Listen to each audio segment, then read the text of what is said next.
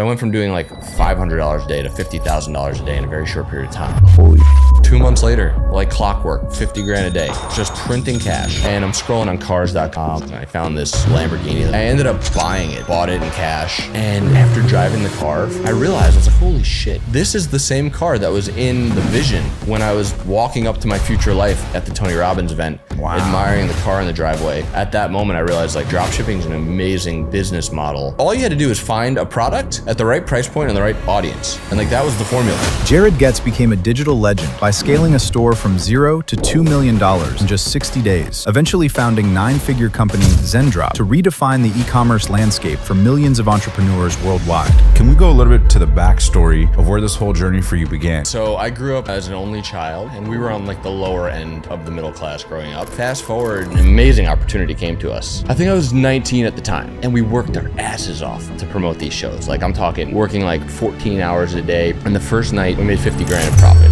I remember I was like, holy shit, that's how much money my mom makes in a year. Obviously, since then you've done so much. You've built Zendrop. What happens next? Zendrop had become a very well-known brand. Millions of people had signed up for it. We're at like 15 million in revenue. I'm curious. Now you had people who once believed in your vision, now it materialized. Because you guys sold a piece of the business. What did that feel like for you? So I can't share the details on the numbers, but what ended up happening was a lot of the things you've done on business and financially stem from a lot of the inner work. Can you talk a little bit about some of the lessons you've learned about doing the inner work? So the inner work, basically a meditation where you envision yourself as someone else in your life that really loves you and cares about you and wants the best for you. What's your rule of thumb anytime you're stuck? Do you have any frameworks around that? If I have to pick the things that matter the most, like these are the things I must do. And anybody can do it. Anyone can do it. It's 5 different steps. First part is... Hi, I'm Jared Goetz, and I went from a single mother, only child household to building an amazing family and a 9-figure business, and I'm one of the passionate few.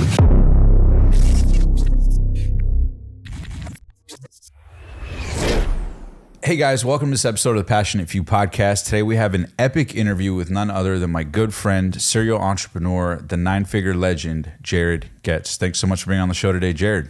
You pronounced my last name right. Yes. Most people don't. What do they say, Even Goetz? some of my friends, yeah. Friends I've known for years who'd never say it verbally. Yeah. They'll say, one of my friends, Pierre, calls me Gates, but he also has a really strong French accent. But yes, Goetz is the main wrong pronunciation. So thank you. Thank you for, absolutely, for doing Jay. it right. So, dude, let's get right into your story. We've been friends for quite a few years now, going back to our first interview, which was a epic one back in the day. But obviously, since then, you've done so much. Can we go a little bit to the backstory of where this whole journey for you began? You know, you've built a 9-figure company. You've been in the e-commerce space a long time, and we'll get into that. But take us back to, where you grew up as a kid and then where your life began to change as an entrepreneur before getting into the momentum you're in. Yeah, so I grew up as an only child with a single mom. My parents got divorced when I was about 2 years old. And my mom always worked, 2 to 3 jobs. We lived in New York and we moved into a few different apartments. Typically we lived in like a 1-bedroom apartment that was part of someone else's house. Mm-hmm. So someone would have a house and then they would have like a basement that they would rent to us or like a section of the house. Mm-hmm. So I was always growing up in a house, but in an apartment in a house in Long Island, New York. And it was like a middle class area and we were on like the lower end of the middle class growing up. But my mom worked hard and like I had, a great childhood. I was able to play sports and do everything. It wasn't like a rough childhood by any means. Mm-hmm. But I always wanted something different. Like I knew that, there was people out there doing amazing things in life, but my hometown didn't really breed much of that. Were you an only child? Only child. Mm-hmm. Only child, single mom. Just me and my mom grew up together. And it wasn't until really college that I kind of had my first taste of real entrepreneurship. Like in high school, I tried a few things, like some hustles, selling things here and there. But in college, I met a good friend, Dylan. He was my pledge brother in my fraternity. He actually passed away 2 years ago. Wow. One of my best friends in the world. We actually named my second son. His middle name is Dylan, after my friend. How did he pass? In a car accident. Wow. Tragically. Yeah. Life is temporary, huh? Yeah. But when I met him, he was like from a town over from me. I grew up in Comac. He was in Dix Hills. Dix Hills was kind of like a step up from Comac. And he was doing a lot of interesting things. In the summers, he would rent houses in the Hamptons for a month. Mm-hmm. And then every weekend, he would rent the house out to a prom party. So you go get the house for 20 grand. Yeah. And then for the weekend, you rent it out 20 grand each weekend. So, you might make 80 grand over the month. Yeah. When your expenses are 20. And as 18-year-olds, 17, 18, 19-year-olds, like that was a lot of money. And I was really interested in that. So I started doing stuff like that with him. And we did it one summer. We rented a house, and there was a prom group that needed a house, and they didn't have one for their after party. And we actually like finagled things and like got them into the house. And the girl that was kind of in charge of the prom group, her brother, older brother, happened to own the largest concert production company in the Northeast. Wow. So it was a coincidence. Yeah. And because we helped his sister out, he reached out to Dylan and I and said, hey, I have 2 concert tours coming through your school. We went to school at SUNY Albany. He's like, we have a Steve Aoki tour and a Lupe Fiasco tour coming through your school. If you guys want to be 50-50 partners on those shows, you promote them, we'll set everything up. So an amazing opportunity came to us. And how old are you at this time? You're like 18, 19? I think I was 19 at the time. Okay. But the caveat was we had to come up with half the money for the show. Right. So we had to come up with about $75,000. Which is like $1 million when you're 18. Yeah, like I was getting $200 a week on financial aid for food. Yeah. You were on financial aid? Yeah. Wow. To get to school. Yeah. Yeah. It's actually, it was a pretty crazy time. But we figured it out. We went to like all of our friends and we, got $2,000 from one guy, $500 from another guy. There was a big investor who gave us $5,000. And then I think Dylan's mom put in some money and, we pieced it together. Yeah. And we worked our asses off to promote these shows. Like I'm talking working like probably 14 hours a day, putting out flyers, going around campuses, putting up posters, going on the radio. We had a hack that, on Facebook, you can go and they used to have these event pages. And there was a JavaScript. If you copied and pasted it into the URL and hit enter, it would automatically invite people's entire friend list to the event. Wow. So we would just go around college campuses and just say, hey, can you log into Facebook and do us a favor? And then next thing you know, in one day, we'd have 100,000 people invited to the event page. Wow. And so we worked our asses off. And the first night, Steve Aoki, we sold out 2,500 tickets. We made $50,000 in profit. Wow. And it was like, I remember I was like, holy shit, that's how much money my mom makes in a year. Was that the first time you ever had an experience where you digitally processed an amount of money towards an idea you had? Yes. That was the first time. So would you say that broke beliefs? Obviously not consciously at the time, but going on to what you would later do in e-commerce to the tunes of like major volume. Would you say that was like a big moment for you in terms of like, oh, what else could I do? That was a huge moment because we worked really hard for a month and then we made all that money in one night. The funny part is that the concerts were back-to-back nights. So Steve Aoki was Tuesday, and we used the same venue for Lupe Fiasco the next night, but we had to bring in a bunch more equipment for Lupe. So they were back-to-back. Back-to-back nights. And Lupe cost more money, and his production was bigger, and we had, we opened up the Armory, it was called. That was the venue to like the full capacity. Yeah. And we lost $50,000 the second night. Shit. So we broke even. Yeah.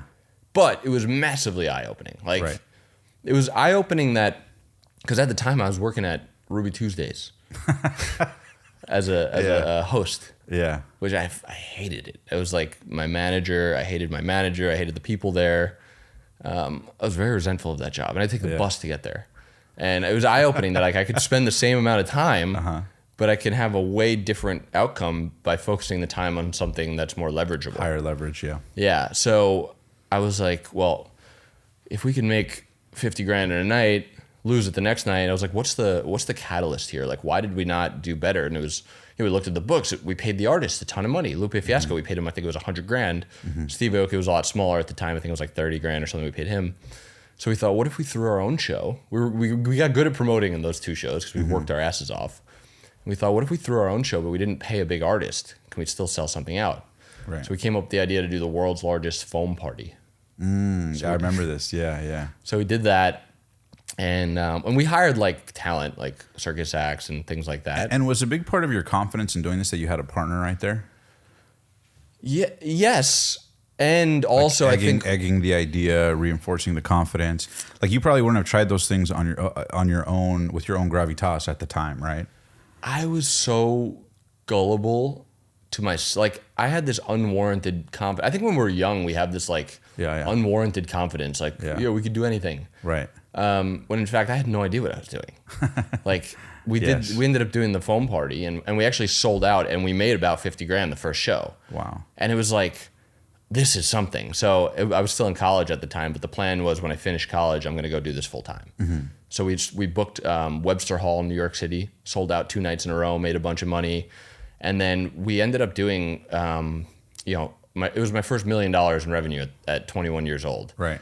But since I had no idea what I was actually doing, I didn't know anything about bookkeeping. I didn't know anything about cash flow. I didn't know anything about taxes. Right. I was taking cash for tickets at the door and putting it in a box and then like paying for another venue with some of that cash, and then like didn't know what was going on, totally disorganized. And we ended up booking a show at an arena called the Mullen Center at UMass Amherst, and it was a giant arena. It was like the dream. It was like, oh, if we do it there, like we're legit, you know. And how much was that arena? Well, we totally budgeted wrong because it's not about just the venue. It's also, we had to put down carpeting in all the venue because we're doing foam. And then there's like, well, different fire marshals have different rules around like how you do things. And then there's production costs and labor costs and union labor. And we budgeted like, I don't remember what the number was, but we only sold 1,000 tickets to that show. And we ended up losing everything that we had built up and then some. And on top of losing everything on that show, I had met a young guy who he inherited like $50 million, and he was a cool kid. He wanted to be a famous DJ. And I was like, all right, if you want to partner on the show, you invest in the show, you could play on the main stage. And he invested $50,000 in the show, and I couldn't pay him back his money. I couldn't pay some vendors back, and it was a mess. So I lost everything, and I moved back in with my mom. Wow. And I was like, I think I was like 23 at the time. And it was my rock bottom, I'd say, because I had been living in a penthouse in Miami, when I was 22. And when the events took off? Yeah. And like in my hometown, everyone thought, oh, Jared's the successful guy from the hometown. And I had like this image to keep up. And then next thing you know, I'm sleeping on a futon in my mom's house. Yeah. And it was definitely like a rock bottom moment for me because my circumstances didn't match where I thought I should be in life or where I had already been. It was like I got something that was taken away from me. And there was a lot of pain and anxiety there. Yeah, they say it's harder to have gained it and lost it than to have never have had it at all. Yeah. But, I also believe everything happens exactly how it's supposed to. Right. And that's kind of where I started like my personal development journey because I had nowhere to go. I was like anxious, stressed, and I had nowhere to put the energy because I had nothing to do. I didn't want to throw any more shows. I didn't have any money to throw any more shows. The confidence is now rocked a little bit. Yeah. Completely rocked. Yeah. I feel like a failure. And I read the book, The Way of the Peaceful Warrior. You read that book? By who's that? Dan Millman. No, I haven't. I know the book, but I haven't read it. Yeah. It's a really great book. I've probably read it 6 or 7 times now. It's an easy read. It's a story. It's about a kid who goes to college in Berkeley, and he's like a Olympian level gymnast, and he like has his whole life figured out, and he meets this gas station attendant, and then the gas station attendant basically rocks this kid's world and like teaches him all about personal development, and you get to like learn alongside him. Yeah. Like The Alchemist kind of. Yeah. Yeah. It's similar like genre. And I just started like, I was like, well, I got nothing to do. I'm just going to like start getting up a little earlier and going for walks in the morning and trying to just let go and like be nicer to myself. Hey guys, we'll get back to the video in a sec. But first, quick question. Are you trying to build better habits this year but struggling to stay consistent with eating nutritious foods? That was me too, and that's why today's sponsor Factor has been a huge help. Factor delivers fresh, chef-crafted, dietitian-approved meals straight to your door, and they're ready in 2 minutes. They've got over 100 weekly options, and my go-tos have been the roasted garlic chicken, ginger teriyaki salmon, and truffle butter filet mignon. Super flavorful, filling, and packed with 30 to 50 grams or more protein to keep you energized. So if you want an easy way to stay consistent without overthinking your meals, Factor makes it simple, and they'll do exactly that. If you want to grab yours today, head to factor75.com or click the link below and use code PASSIONFB50 to get 50% off your first Factor box plus free breakfast for 1 year. That's code PASSIONFB50 at factor75.com to get 50% off plus free breakfast for 1 year. The offer is only valid for new Factor customers with code and qualifying auto-renewing subscription purchase. Huge thanks to Factor for sponsoring this video, and now let's get back to the show. And, a couple weeks after that, I ended up getting an email from Yik Yak, which was, 2014 fastest growing startup of the year. They just raised their Series A, and they hit me up and they said, hey, we want to sponsor your phone parties. And I said, well, I don't have any phone parties, but here's how you should market your app.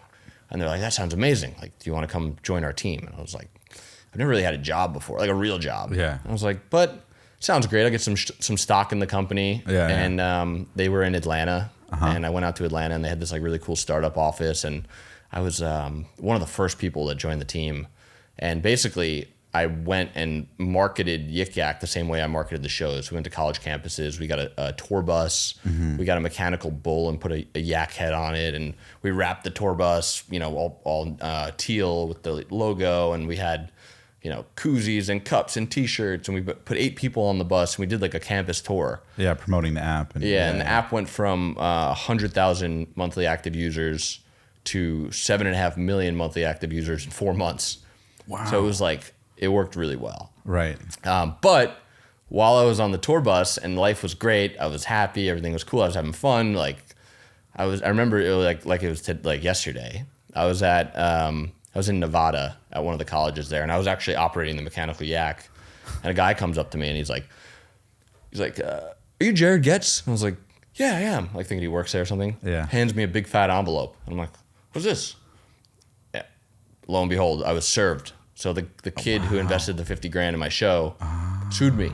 Shit. And I had just maybe built up a few grand in my bank account at the time, and everything was good. Had he been hitting you up for the 50K? We'd been talking. Yeah. And it was unfortunately contractually I wasn't obligated. He was supposed to get his pro rata share of profits, and there weren't any profits. But his basically he didn't want to sue me, but his trust fund manager, right, of course, made him. Right. And for me, that put me in a really tough spot because I couldn't afford a lawyer. Right. And he didn't sue me for 50 grand. He sued me for damages, and it was like 250 grand. Wow. And I remember I paid a lawyer $1,000 to show up to court for the hearing next week, and the guy never showed up. The lawyer? The lawyer, yeah. Wow. So now I'm on the tour bus, and I'm managing this tour. I'm in charge of it. And now and I don't have a mailbox to receive things. So I'm like, I have to have someone go check my mailbox in Atlanta to see what's happening from the court.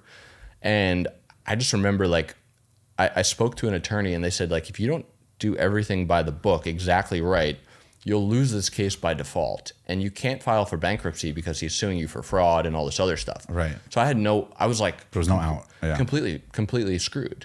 And I had a friend who was an attorney who happened to live in Australia, so he was up during the night. And I would, every time I got a letter from the court, I was fighting this case, I would stay up all night on a call with this guy, and I would format everything myself, and then I would have to Uber to FedEx, mail it out, and then Uber back, and then pray nothing showed in my mailbox again. Wow. And I ended up fighting that lawsuit for probably a year and a half, and we ended up settling for a lot less money, and then when I left Yik Yak, I sold my shares, and I got a nice little chunk of cash. So I kind of started fresh from there with all the things I learned. Yeah, but you took that on early, dude. You went through you're managing a tour after a heavy failure. You have a $250,000 lawsuit. That must have built tremendous resilience that at the time was a nightmare, but then later, fast forward, because I know you would later start, e-commerce and then deal with issues there, but you had built the muscles of learning how to handle that type of stress. So in a kind of way, as fucked up as it sounds, you needed to experience that and be cool through it to grow, to be able to handle the challenges ahead, right? Yeah, it was such a blessing in disguise. It's easy to say in retrospect, though. It's the same thing as talking about training for a marathon versus actually training for the marathon. You can learn a lot from the talking about it, but the pain you feel through the process is where real growth occurs. Right. So I became very resilient, and I learned how to deal with deeper and darker emotions than I ever thought I would have before. And I remember the anxiety I would get when I opened my mailbox and there would be something from the United States District Court that was 78 pages thick, filled with lies. Yeah. There's one lie in there that was when you were in France, what did you do? Where did you spend this money? I was like, I've never even been to France. Check my passport. It was filled with lies. Yeah. But yeah, built up a muscle to be resilient against things like that. Wow. And then transitioning from that, how did you then later get into e-commerce, which ended up being kind of you ended up being the king of that category in a certain regard. Where did that transition happen after Yik Yak? Yeah, so actually my same friend Dylan, he was good friends with some guys that were importing products from China and selling to retailers. And they had discovered the hoverboard before anyone had ever seen the hoverboard before. And Dylan called me and he's like, there's this crazy product. I want to see what you think. I know you're really good at marketing. And I'm like, what is it? And he's like, well, I'm not even going to tell you what it is because I'm just going to send you one. And so I get this hoverboard in the mail like a week later. Yeah. And I open this box and I'm like, what is this like alien device? Like there's no way this is gonna work. It's two wheels, you could balance on it, and like I remember I was riding on it, and I was like, holy crap, and everyone's like, what is this thing? Yeah. And so I start riding this thing around, and everyone is breaking their necks looking at it. Where'd you get that? How much was it? And I'm like, I don't know where you can get one, and I don't know how much it costs. And I'm like, but I should probably start selling these. Yeah. So I started just going to Starbucks in the morning and working on a Shopify store. And I remember I literally took photos of the product with my iPhone and had someone Photoshop a logo onto it. And I printed out business cards with my URL. And whenever someone asked me about it, I just give them a business card. Right. And I marked it up $1,000. So I think it cost me $300 all in to get one shipped. And I was selling them for like $1,300. Yeah, because at that time there was nobody cutting costs because it was such a new product. You could invent the price. We were the first, or maybe the second brand. Like no one was doing it yet. Right. And so I would see sales roll in. I was still at Yik Yak at the time. It was like right before I had left. And I would see like 2 or 3 sales rolling in a week just from handing out business cards. So now I'm making like $2-3 grand a week. And I remember I was out one night at a bar and I looked at my phone and I got an order for 22 hoverboards from the Anaheim Angels. No way. Yeah, and I made 22 grand in profit. How did they hear about it? I don't know. It just from like, I had one of my friends who was a snowboarder like post on his story. He had like 30,000 followers. I don't know if maybe that's where they heard about it. I'm not sure. But I just remember being like, I remember specifically, I had gotten a car at that time and I was driving and I pulled up to this, it was like a mirror finished, you know, the Fisker car. I remember the Fisker. Yeah. I remember I pulled up to one and I was like, what is that car? That's so cool. And I was like, that thing's so cool. And then I remember looking it up. Yeah. And it was like, you can buy one for like 60 grand. And I'm like, in my head, I'm like, wait, I could just sell 60 hoverboards and go get one of those. I was like, whoa, hold on a second.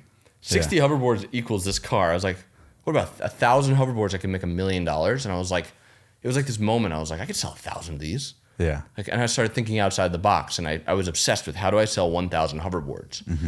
And so I started asking everyone, like, well, you know, what can I do? What do you think? Blah, blah, blah.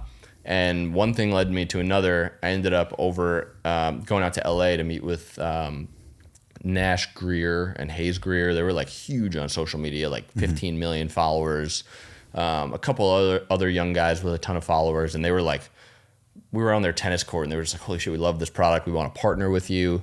So I remember I gave them like 5%, I think it was, and they invested some cash so I could buy inventory.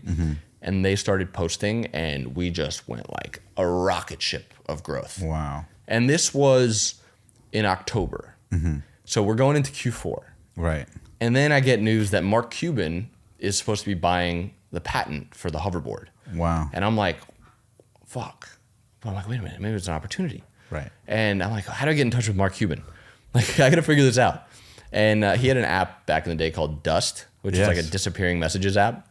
And I'm like, maybe I'll message him on his app. And I found his username and I messaged him. And like 2 minutes later, I get a response. He's like, hey, interested in talking. I was like, holy shit, Mark Cuban answered me. It just worked. Yeah. And so I sent him my phone number. He texted me. And he's like, yeah, I'll call you this weekend. And so I was back. I ended up going back to New York. And I was there for like a week. And I was going to go meet up with some friends. You know, I was still young. I was going to go out with some friends on the weekend. And he was supposed to call me on Friday afternoon. And I was like waiting for his call before we went out and like partied or whatever. And he never called me. And I'm like, sure you're checking your phone every 10 seconds. Yeah. And I went out and like, I just was like, I was making a bunch of money. So I was like, and none of my friends were either. Yeah. So I was like, it was like new. I was really making a lot of money. How much at that time were you making? I was making like probably 5 to 10 grand a day in profit. And this was like, for me, that was a ton of money. Right. Like, and we went out, we were partying. You know, I was just like on top of the world. I was just like felt limitless. We went out and drank a bunch. Did it grow your confidence tremendously when you started making that much money? Like, it just kept shattering beliefs. Like, right. Yeah, it was shattering beliefs. And yeah, my confidence, like my energy was just vibrating. And like, I think when you reach new peaks, you get like a big boost of energy and momentum and it tails away, right? You get used to it, becomes a new norm. But the next day I was like really hungover and I was like, I don't know if Mark's going to call me, whatever. And I feel like crap. And my friend's like, here, take it to this joint. You'll feel better. I'm like, fine. So I was smoking a joint and I'm hungover. And then I'm like, oh God, I got to throw up. So I go to the bathroom. I'm literally like red face, like puking. And I get a text from Mark Cuban saying, calling you in 5 minutes. I'm like, fuck. You're like, fuck. Like, splash water in my face. I'm like literally puking. I'm like, splash water in my face. I'm like, slap myself. I'm like, come on, Jared, get it together. This is the most important phone call of your life. And my friend lived in like the cheapest apartment in New York City, so there was no elevator. So I had to run down like 10 flights of stairs. Yeah. And I'm on this noisy street, and like Mark, he calls me, and he's like, listen, I love what you did with the brand. I'm interested in partnering with you on once I get the patent under one condition. You stop selling these knockoff Chinese hoverboards and you wait for my product to come out. And this is like, I'm making a lot of money. And you're going into Christmas. Like I can make millions of dollars.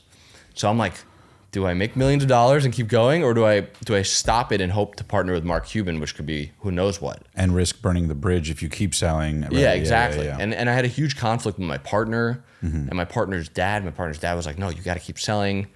But like, I loved Mark Cuban. It was like an idol of mine from Shark Tank. And I'm like, we ended up making the decision to stop. So like, to stop selling. Yeah, we like turned off the checkout modal on the website. Which, to be honest, a lot of other people started selling them at cheaper prices. It was getting more competitive, but we were still going to crush Q4. Right. And then, at that point, how much had you guys made though? You'd already done a couple million in revenue. Yeah, I don't remember the exact numbers, but it was like life changing at that time in my life for sure. It was like massively validating that you can sell things online. And how old were you at this time? I was probably 24, Okay. 24, 25. Okay. And then, fast forward, he ended up not getting the patent on the product. But during that window of time, other people's hoverboards were like catching fire, and then they were like $200 on Amazon, and it was like not a good opportunity anymore anyway. Right. And our brand we didn't have anything proprietary besides like a logo on like a good hoverboard. Right. So I decided I'm going to go out to China. I'm going to go to the Canton Fair, which is the largest trade show in the world. I'm going to find the next hoverboard. Why not do this again? Right, yeah. And so that's what I did. I ended up, that was right around the time I left Yik Yak and sold my shares. I got a couple $100,000 liquid and like settled the lawsuit, and I had a fresh start. So I went out to China. My business partner and I, we were looking for products, and the Canton Fair was so eye-opening. It was like Beats quality headphones, like $3 per unit. Sonicare toothbrushes, basically like $1.50 a unit. Like, oh my God, we could do anything. There's so much stuff we could sell. Right. And it was like, what do we do? I had so many ideas.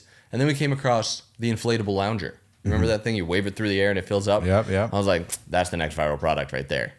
And so we found the supplier. And the reason that you had that distinction is because you could just tell from the aesthetic of it, the easy simplicity, cost, weight for shipping, right? Like you're evaluating these types of things. I was valuing it based on my experience with the hoverboard, which was like the wow factor. Bingo. Yeah. So the wow factor was like, there's this tiny little bag that weighs like 2 pounds. You could unfold it, fill it up, and now you have a couch. It was like so cool. And anybody can do it. Yeah, exactly. Anyone can do it. And so we ended up going to the booth that had them, and they had like no samples left. And I'm like, I'll give you $500 for like your last 3 samples. And she's like, okay, fine. So we got 3 samples because we wanted to bring the samples home and start filming and making content and building the website before our bulk order came in. Right. We placed an order there. Because at the time you were like, later you would do drop shipping, but at the time you were buying physical inventory. This was and before then drop manually shipping. shipping. Yeah, we were importing. We had a warehouse. We were dealing with all that. This was before drop shipping. So even with the hoverboards, you had physical inventory and you were manually shipping. The hoverboards, at first I was drop shipping because it was like low volume. It was like 2 units a week. And like I would just give the supplier the address of the customer, but I didn't even realize it was drop shipping. Right. But then as we ramped up volume, we had to order it in bulk. We kept it in our garage and like mailed them out. Right. But for the inflatable loungers, we got a warehouse. We built a brand. We picked the materials. We made it really nice. And I had moved out to LA at the time with Madeline, who's my wife now, but she was my girlfriend at the time. We've been dating for like a year. She was, I think, 20. I was 25. Moved out to LA, and we basically started selling on Shopify, selling on Amazon. We were going to trade shows, selling to retailers. We were selling, at music festivals. We would get booths and we would go in with like 300 units. And then we started building street teams of people to like go to all the events. And I was doing well, but it was like all my profit I was reinvesting in inventory, and then I was waiting for it to come in. And then it was like I was kind of on a hamster wheel, and I was making I was making pretty good money, but like how much? I was grinding. I want to say like maybe we did like $2 million in revenue and like made like a few $100,000 to split between me and my partner at the end of the day. Like it was enough to survive and live in LA. How much were you buying them and selling them for, the products? We were buying them, I think all in shipped, it was like $15 to $20. And then we were selling them for $80. Okay. But we do like 2 for $100 and whatever. Promos, yeah. Yeah, and then you gotta fly to the events and get the booths. And so we're making like a bit of profit at the end of the day and like reinvesting all the profit. And then after about 2 years of doing that, like a year and a half of doing that, let's just say, I was at the end of a trade show and I was exhausted. I was talking to people all day and I was trying to, get purchase orders. And I was about to go to sleep. It was midnight. I was in a hotel room in Dallas. I was about to go to sleep and I see my phone light up and I look at it and it's an email. And it was from an internet marketer. John Mack was his name. And it was like, how to sell products without ever seeing or touching them. And I was like, oh, that's interesting. I'm like, but I gotta go to sleep. I got a flight the next morning, 7 a.m. Let me open the email. I opened it. I ended up watching a webinar about how you can find suppliers on AliExpress, put products on your store, sell them, and then fulfill them from AliExpress. And I was like, a light bulb went off. I'm like, oh my God. It means I could sell anything without having to deal with suppliers. And or the manual physical labor of you selling it through talking. Yeah. It was like, I was like, wait a minute. It just clicked. And I couldn't even sleep that night. So I went to the airport the next morning.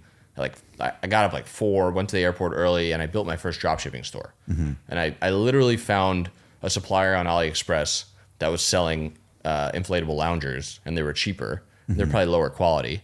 And I threw them on my website for like, I think it was like $39.99. So I was selling them cheaper. And this was right before the Tony Robbins event I was supposed to go to. That's right. So I was in Dallas. And then that next week I had my first Tony Robbins event. And then I was scheduled to move from LA to Florida right after the event. So like that next week was a big week for me. So I threw up the store, I threw up some ads, and sales started coming in. I was acquiring customers like $5 a piece. And did you know how to run ads at this time? I knew how to run ads, but I wouldn't call myself an expert. Just how to get it imperfect action moving. Yeah. I literally like ripped a video from YouTube of like some other company and like put it on Facebook Ad Manager. And like, and I spent maybe like $100 and made like 20 sales or something. And it was like, whoa. Oh, so it just kind of worked out the gate. Yeah, I think the first day maybe like 10, 15 sales, but it was like very profitable. Was that the first time you had ever sold a physical product through ads? No, I was running ads for my brand for the inflatable loungers. Right. So I'd been running ads. Okay, cool. Yeah. And then so I threw this store up and it's starting to make like, I'm making like probably $500 a day in profit extra, which at the time was like pretty cool. Right. And then I went to my friend Brett Lockett. He was a NFL player. He's who introduced us actually. Yeah. Oh yeah, that's right. Yeah. Love Brett. Yeah. That's so funny. I totally forgot about that. Yeah. He invited me to UPW. And we went to UPW and I'm like, I'd never gotten into like personal development at that level yet. And we started, changing our state and building our energy and say yes, yeah. Jumping up and down and love like just Robbins. Changing the vibration. Yeah. And like I'm also making some money on the side at the same time and like life was really good. And we did that one exercise that we used to do at UPW. I don't know if Tony still does it or not, but it was basically a meditation where you envision yourself as someone else in your life that really loves you and cares about you and wants the best for you. Like someone that has no ulterior motives. And I thought of my aunt because my aunt just genuinely loves me and always wants what's best for me. So I envisioned myself as my aunt walking up to my future life, walking up to my future house, looking at the driveway, admiring the beautiful cars in the driveway, walking up into the beautiful home, looking at the pictures of my family on the wall, like all this, just falling in love with my own future life. And eventually I'm walking upstairs, I'm admiring the beautiful bedroom and the home, the aesthetic and the smell and how peaceful it is. And then eventually you walk into the bathroom and you look in the mirror and it's you. And I wasn't my aunt anymore, it was me. And as myself, I fell in love with my own future for the first time without the limiting beliefs telling me I couldn't do it because it wasn't me. And you were in an elevated state like Tony talks about, yeah. Hey guys, we'll get right back to this video in a sec, but first, I have a quick question for you. Given that the e-commerce industry is growing by the trillions year over year, have you ever dreamed of owning your own e-commerce business like many of the guests we've had on the show, but maybe you feel stuck on how to start? Well, if so, you're not alone. The truth is, starting and setting up your own online store can be incredibly time-consuming, complicated, and get expensive. Not to mention the hassle of researching top products and staying on top of market trends that make you money. Lucky for you, that's where today's sponsor, StoreBuild.ai, comes in. With StoreBuild.ai, you instantly get a free custom-built AI-driven store loaded with 20 winning products and a custom theme that can help you generate sales. All you need to do is head to StoreBuild.ai, enter your info, then simply sign up to Shopify for free, choose your store's look and feel, and voila! They'll send you your custom-built store ready to generate sales. The whole process is lightning fast. Whether you're just starting out or want to grow, StoreBuild.ai makes launching an online store easier than ever. So why wait? Visit StoreBuild.ai and in less than 5 minutes, you could have the e-commerce business you've always dreamed of. Thanks to StoreBuild.ai for sponsoring this video. And now let's get back to the show.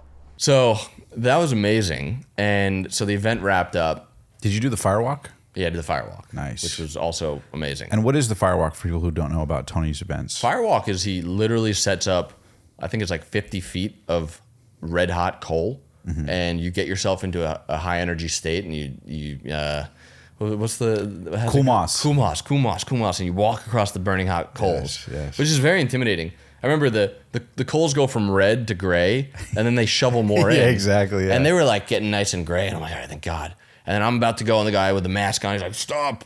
I'm like, no. And they shovel in all the new red ones. I'm like, nah, fuck. I'm like, kumos, let's go. Yeah. I did it. And I was just freaking vibing. So the event wrapped up. I had my my trusty 2012 Nissan Maxima. I had I had a Nissan hitch. Maxima too, dude. Yeah. I had them install a hitch on the back of it. I got this U-Haul trailer, loaded everything up, put my dog in the back seat, and Madeline and I were moving from LA to Florida. But I had this new energy, this new vibration from this event. And things were starting to work at a very small scale. And the first day of the drive, music's pumping. I'm feeling just amazing. And I'm getting all these ideas. And I'm like, and before I left, I had hired a VA to handle my customer support. And I hired a guy to basically run my ads with my rules. Like, if this, then that. Like, if the cost per acquisition is this, then do that. Or if it's not working, do this. I gave him rules because I was going to be driving. And I didn't have time to do everything. And those are rules based on your experience running Aspire. I just basically like said, hey, do what I do every day. Right. And then as I'm driving and I'm not doing the work, I'm just in the state, I'm getting these ideas, and I'm like, well, what if we, instead of increasing the budget on the ads, what if we try duplicating them? And that works. If we could duplicate 2 into 4 and 4 into 8 and 8 into 16, 16 into 32, 32 into 64, I could spend a lot of money. And if they hold the same performance, I could make a lot. So I'm like, try this. And it's working. And I think the first day of the drive, I made $2,000 in revenue, which was like twice as much as the day before. Wow. And then the next day it was like 7,500. And I'm like, and I'm making a ton of profit. And I'm like showing Madeline, I'm like, hey, don't tell anyone about this. This is crazy. Like, And this is drop shipping. You drop shipping. Drop shipping. Yeah. And then next day it's like 15,000. I'm like, Madeline, I just made 50. I think we made like $10,000 in profit on the 15,000 in sales. I'm like, this is insane. And then by the last day, it was like the next day was like 35, and then the last day I made $50,000. So I went from doing like $500 a day to $50,000 a day in a very short period of time. Holy shit! And 50,000 in profit? No, it was probably about 30,000 in profit. Wow. 50,000 in revenue. But I was acquiring customers like $5 per acquisition, Right. And many customers were buying 2, 3, 4 units.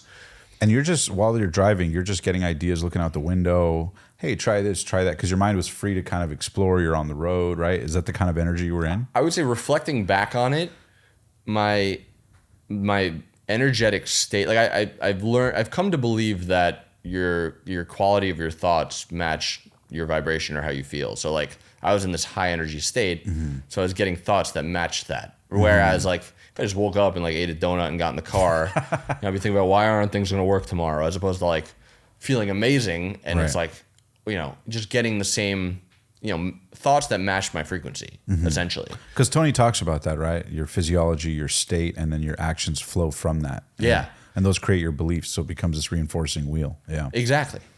And so I'm like, by the last day, I'm like talking to Madeline. I'm like, listen, don't tell a single person about this. I'm making so much money right now. And this is too good to be true. It's not going to last. Thank you, God, for this additional money. If it lasts another 2 days, I'm grateful. If it doesn't last any more time, I'm grateful. And, 2 months later, like clockwork, $50,000 a day, just printing cash. And I'm like, whoa, where do we want to go live? We go live on the ocean. Like, I'd never had this really like this kind of money before. Right. And so. And how old were you when this was happening? I think I was like 26. Okay. Yeah. And so Madeline was still doing hair at the time, and she was doing hair for a wedding, like probably 45 minutes from where we were staying. We were staying at her parents' house. We were like securing a place we were going to live. And I dropped her off and I'm like, oh, if I drive all the way back and then drive here again, it's an hour and a half of driving. She's only going to be here for 3 hours. I'm like, I should probably do something in the area. And I'm scrolling on cars.com and I'm like, you know, I like cars. And I found this Lamborghini that was like 5 minutes away. I'm going to go check it out. And then I ended up buying it. Like I made a deal, bought it in cash. And then I'm like, holy shit. Like I went from a Nissan Maxima to a Lamborghini. And this is before everyone was like flexing Lamborghinis online. It was like, right. It was my dream car. Like, and after driving the car for like probably about a week or two, I realized, I was like, holy shit.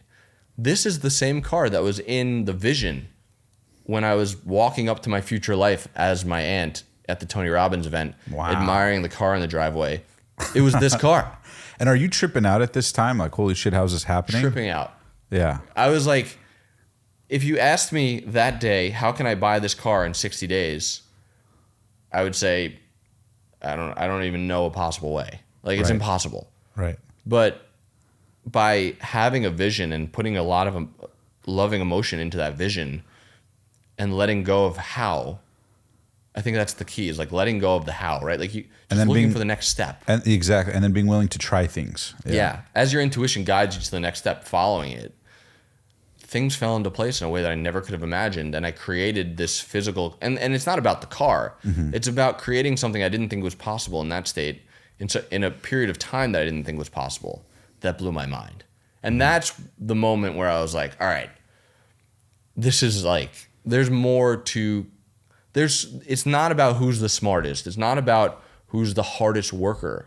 Like there's more to it. Right, right. And that's when I was like, I got to plunge deep into this world and get more into personal development and learn more about myself. And and then we ended up getting a condo on the ocean. And I was like, I'm going all in on waking up every morning, going out to the water, meditating, working out, just staying in a high energy state and seeing where life takes me. Yeah, and I think I remember you told me something like you paid the rent in advance for 6 months or something like that. Yeah, and I paid it up front to get a good deal. So you felt like a boss at the time, right? Because that was your first time having that kind of cash. I paid it up front, got an amazing deal, and then I was like, well, I don't have to pay for rent for 6 months. I was like, and I got all this cash now. I'm like, I didn't have kids at the time. I had nothing to worry about. I was like, I'm just going to go all in on committing to be the best version of myself. And that's what I did.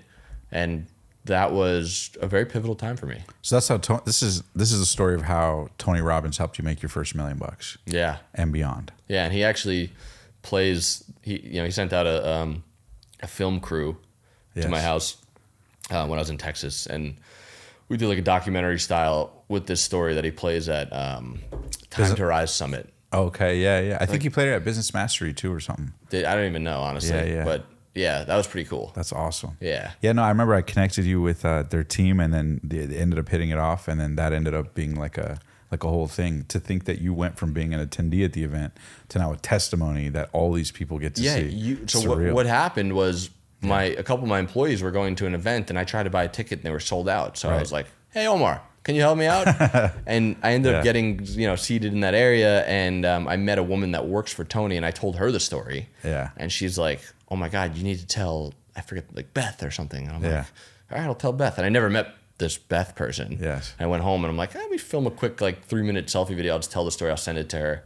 And like a few days later, Tony's production team reached out. That's amazing. Yeah, and hopefully maybe it's still the beginning of the story. Who knows? Yeah, absolutely. So then after that success, you now are in this newfound energy. You get into a space where I believe now was the opportunity for online education. A lot of people were hitting you up to learn because they had heard about your success. What happens next? Yeah, I was actually trying to diversify, just from dropshipping. And I remember I saw an ad from a guy that was teaching people how to build online education businesses. Yeah. I think Adam Wenig, right? Adam Wenig. Yeah, mutual friend. Yeah, no. Yeah, Yep. great guy. Yeah. And I remember I scheduled, I went through a sales funnel. I scheduled a call with the sales guy, and the sales guy's giving me the whole pit. I'm like, dude, just tell me how much he wants to go get a lunch with me. He's like, it's I'm like, dude, just you don't have to tell me, just whatever he wants to get lunch next week. Just tell me how much it is. Yeah. And I think I paid $10,000, and I sat down with Adam. I'm like, yo, I want to learn what you know. Yeah. And I'm like, what if I build you a dropshipping store and you document the process, and it'll make you a lot of money, and in exchange you build my funnel for an education business. And that's what we did. And I basically I was really good at dropshipping. I had all the systems. I was probably spending 20 minutes a day on this business, and it was printing a ton of cash.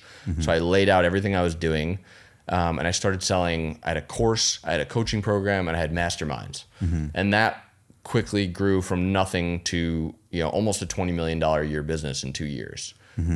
But it was challenging because as that business grew, I had more people working for the company, more salespeople. I was less in touch with all the customers. And then you get a bunch of people in the industry that weren't really good at things, and they were just really good at selling courses. And it was a path that I was going down that I wasn't doing anything that I thought was unethical, but I was going down a path that I didn't want to go down. Like my soul was like, we need to go a different direction. But like my mind is like, well, you got 50 employees, you're making all this money. What do you do? And it was an inflection point. I was hitting a lot of, there was a lot of friction for me to move forward. And so I decided, if I can build a product that solves a real problem in this industry, I can pivot from having education to having a real company. And I can build a real company that has real enterprise value that'll be worth a lot more. And so that's where Zendrop came into the picture. The idea for Zendrop came into the picture probably a year prior when I was drop shipping, and when I was traveling, and one of my VAs was like, hey Jared, we found like 50 tracking codes that aren't working for customers. When we're doing like 2,000 orders a day, and I'm like, okay, 50 tracking codes aren't working, figure it out, let me know. And the next day it's like 150 tracking codes they found. I'm like, all right, figure it out, let me know.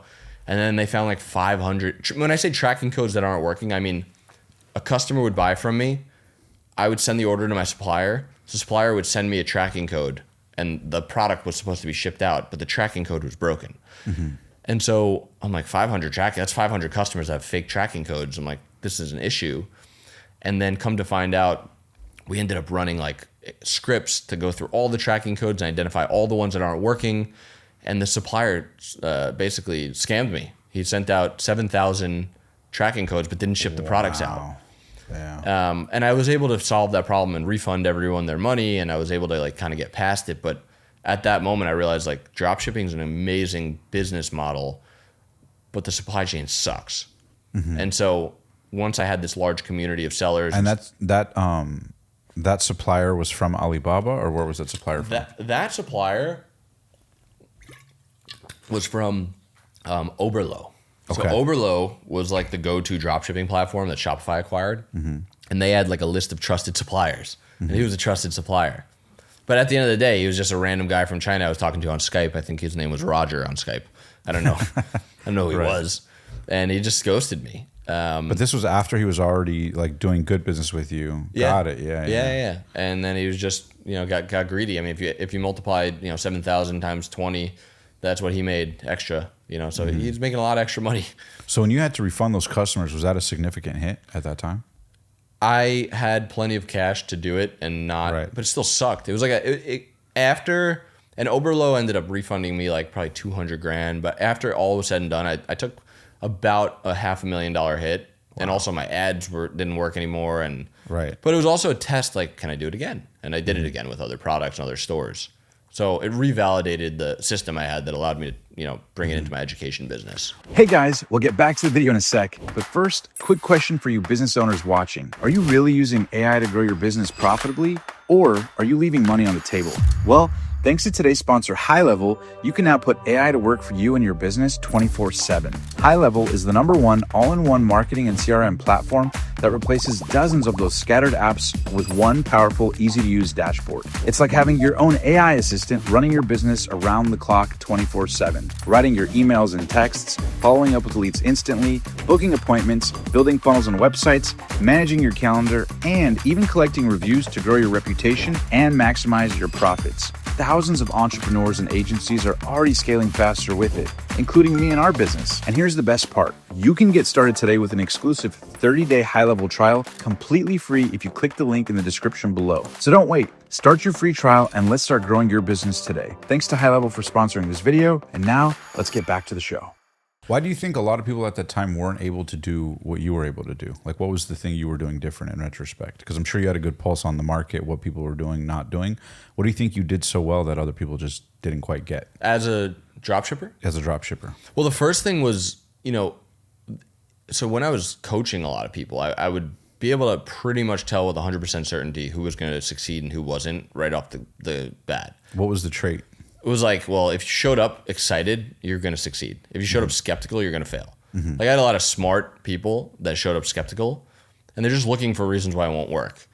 And then the people who were excited, they would keep trying things until it worked. Because it was just it was a combination. All you had to do is find a product at the right price point and the right audience.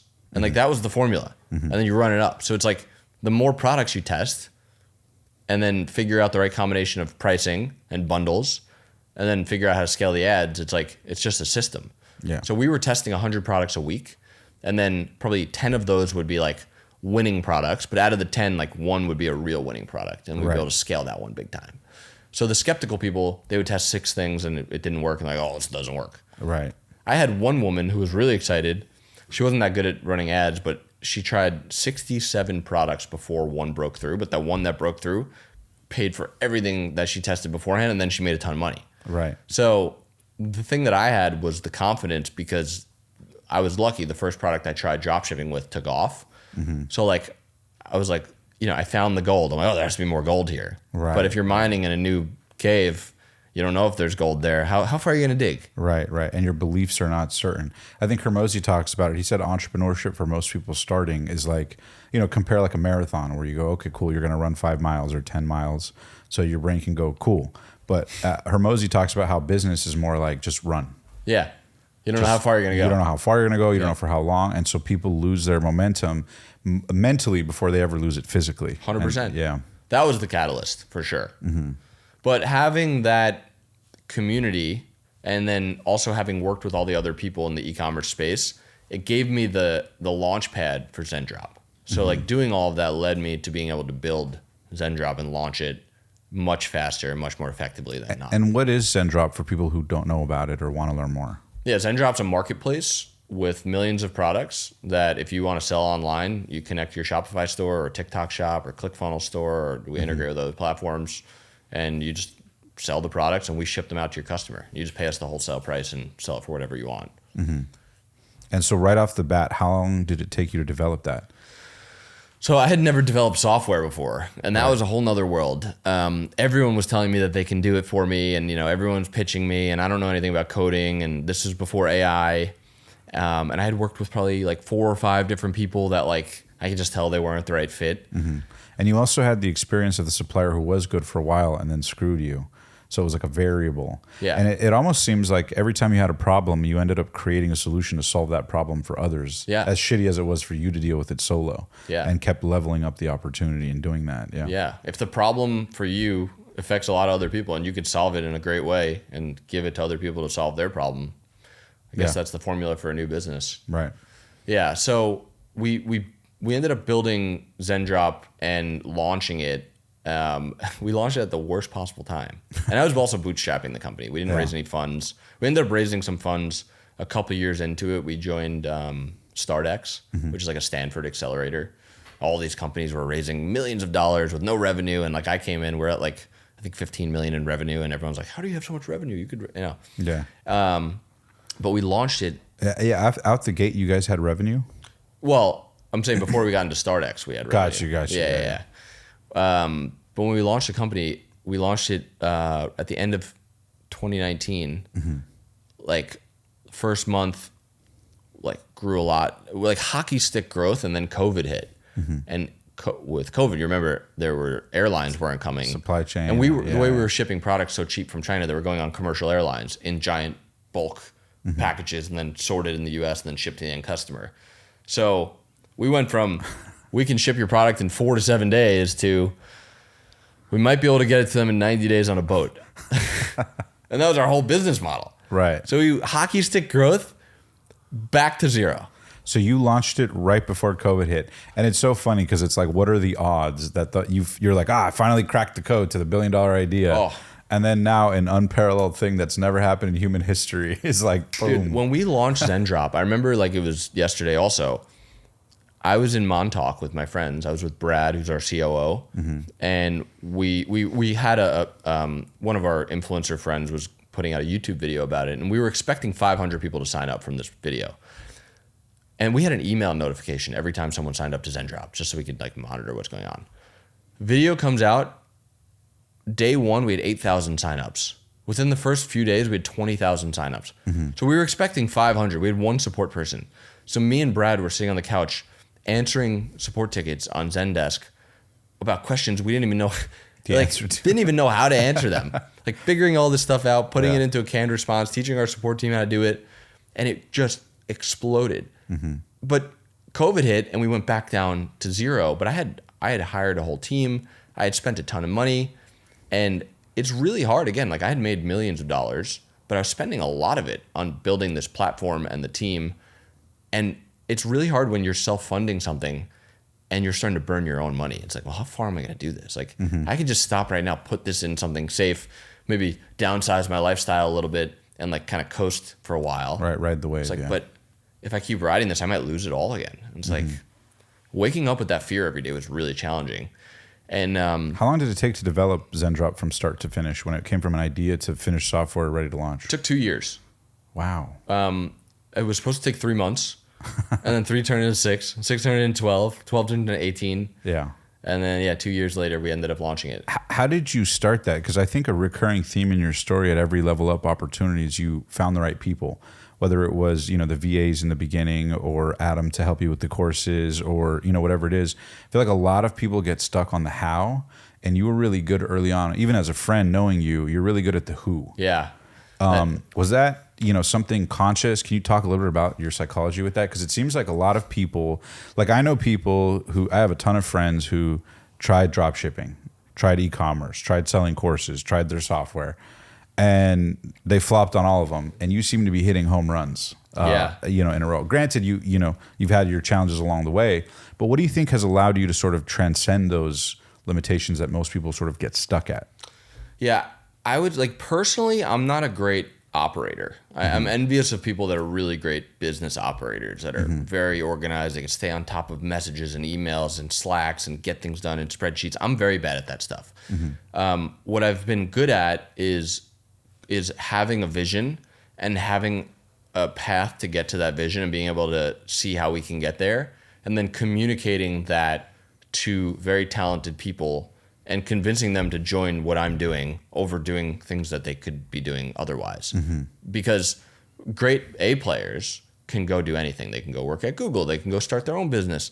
They want to pick their best opportunity. And when you have something relatively new, unless you're someone who has an amazing track record like a Jeff Bezos, Elon Musk, okay, if he's starting something, you want to join that. But before you have something amazing or new, you have to be an incredible visionary and communicator to bring amazing people on. And if you're not a great operator, you need to build a team of great operators. Right. People that get it. You'll have a conversation with someone, if they get it or not. I went through probably 4 or 5 different tech people before I ended up going way back to a friend of mine from many years ago, Lucas, who ended up coming on as our CTO. Yeah. When you say you went through them, do you mean you interviewed them or you actually paid them, tried them for a couple months, and then it didn't work out? Both. Gotcha. Paid them, tried things, they just didn't get it. It was this isn't going to work long term. But I think that is a catalyst. It's when you think about building a great company, you need great people. Yeah. And if the company's new and it's not worth anything, how do you get great people to join the company? Well, you either have to give them a very large piece of something small or a very small piece of something huge, but your thing is still nothing. So it's a theory, right? So you have to, first of all, you can't bullshit. You have to genuinely believe in what you're doing. So I genuinely believed that, because I just thought about the numbers. I was like, if all my students were fulfilling products through Zendrop, we would have a huge company. And this is all we need to do to get there. And it's recurring revenue. It solves their problem. It's I believed in it. Yeah. And then being able to then, we recruited a friend of mine out of college, Chris Rivera. He owns the e-commerce accountants now. Good friend of mine. But bringing him on as our CFO, he was working at Ernst & Young, which is if you're an accountant, that's where you want to be. So to convince him to leave Ernst & Young, come join my startup, it's not hey, it takes time, it takes work, it takes effort. And what did he do, or what was his role? He joined as a CFO. Gotcha. Yeah. Of our company. I flew out to New York and we had dinner. We spent time together. And it took a while to really communicate the vision and have someone feel confident enough to come join. And that's what I'd say is a skill that you can really develop. But again, you have to really believe in what you're doing, because your authenticity is contagious, or it can be seen right through if it's bullshit. Right. So having a crystal clear vision and a path to get there, and then getting really good at communicating that, is probably the catalyst that's helped me kind of have multiple wins over and over. Where did the name Zendrop come from? We actually, we launched the brand first under the name Silk Road. I remember that. I remember you telling me about it. It was my brilliant idea. I was like, well, yeah, it was a dark web drug, trafficking place, but like people recognize it. I mean, if we launch with the name that, I recognize that, we feel like a bigger company. And then it's implicit that it's a smoother path or process to transactions. It was originally like the trade route between like India and Africa. It was like the Silk Road, but everyone knew like you can go buy cocaine on the Silk Road on the dark web.